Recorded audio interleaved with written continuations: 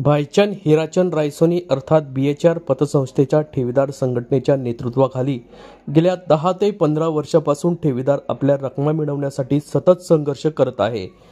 उपोषण, निदर्शने आणि विविध आंदोलने करूनही ठेवीदारांच्या हाती निराशाच आली आहे। आज दिनांक 31 जानेवारी रोजी पुन्हा एकदा ठेवीदारांनी BHR मुख्य कार्यालयाच्या समोर आंदोलन केले आहे व निदर्शनं केली आहेत।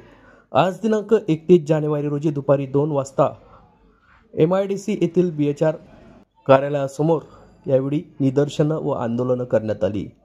ठेवीदारांनी जमा केलेली संपूर्ण रक्कम व्याजासह तातडीने परत मिळावी। जे गंभीर आजाराने त्रस्त आहेत त्यांना तातडीने त्यांची संपूर्ण रक्कम देण्यात यावी।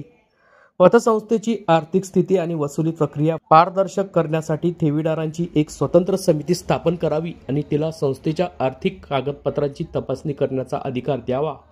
या प्रमुख मागण्यांसाठी ठेवीदारांनी हे आंदोलन केले आहे।